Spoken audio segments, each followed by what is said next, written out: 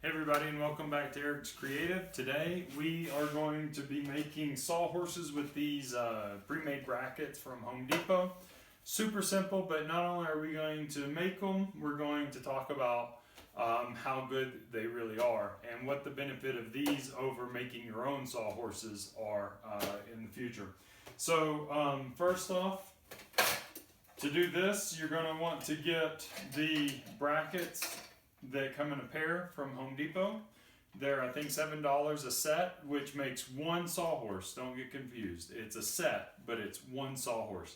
So, yeah, from then on, we just need to make the legs. So beside me here, you'll see that I have these 32-inch pieces of board cut. They're 2x4s. These are specifically made to work with planed and finished 2x4s, just construction grade. And I have 10 of these. The reason I have 10 of them is because you'll need 4 legs per sawhorse, and then you'll need a crossbar, so you'll need 5 per. And I made them 32 inches long because each 2x4 can be cut. Well, I bought 8-foot 2x4s. Each one can be cut into 3s at 32 inch. And then, you only need, what is it? I think it is 4 or 3.5 2x4s, or 3 1/3 2x4s, really is what it is. So that's what I did. And then now all we've got to do is put them together. I just used my little pool saw here to cut them. It's actually pretty quick. I could have set up my chop saw, but the problem with my miter saw or compound miter saw, whatever you want to call it, is that it's hard to set it up on my table that I currently have and get an 8-foot 2x4 and cut it. So I use my pool saw, which is pretty quick, and as fast as I went, it's fairly accurate for what I did. And then now I will actually make these, and then I will have a mobile and portable and temporary chop saw and planing table, and I'll show you what I'm doing with all of that. So, okay, here we go.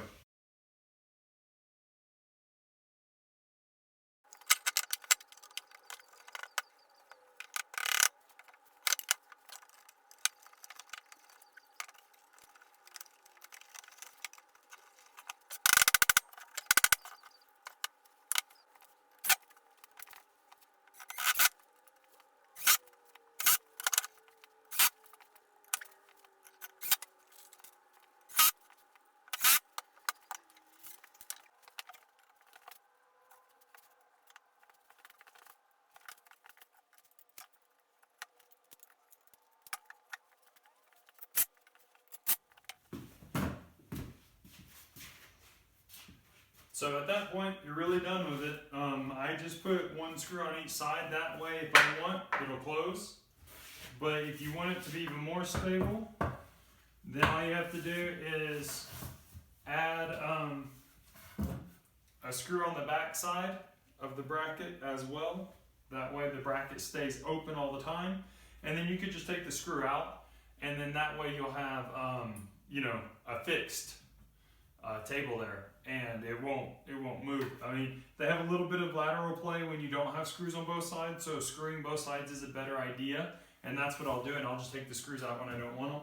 And honestly, it's not a bad idea if you want to put a piece of wood in between for lateral, and then you could even put a piece of wood on the end if they're going to be set up for a while and be used for some kind of table or something like that for temporary use, but for a period of time, like a few days or a week or whatever.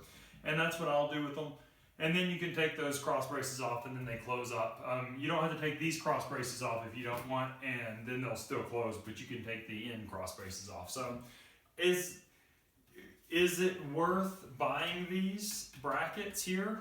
They're $7 for the set. So yeah, if you're going to use them in certain ways, it is, especially if you want them, like I have very limited space, so them folding up and becoming flat and being able to be stored like that is better for me than nesting them.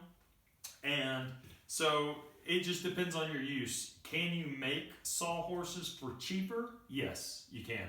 It would be more economical for you material-wise to make a sawhorse and then out of just 2x4s.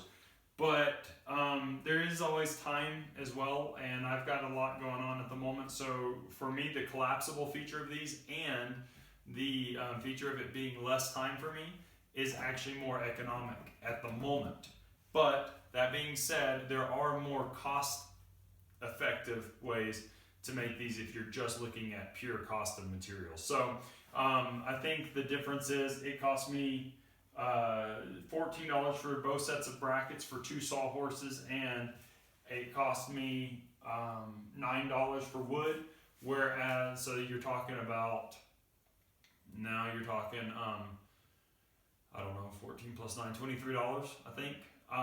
And then if you made them all by your, all out of wood, you'd probably only cost $11 or $10 or something like that. So yeah, don't, it's up to you. It's about half the price to make them yourself, but then they're fixed and you have to either modify it for a closable feature, or you have to just deal with them being open all the time and try to make them nest as best as you can.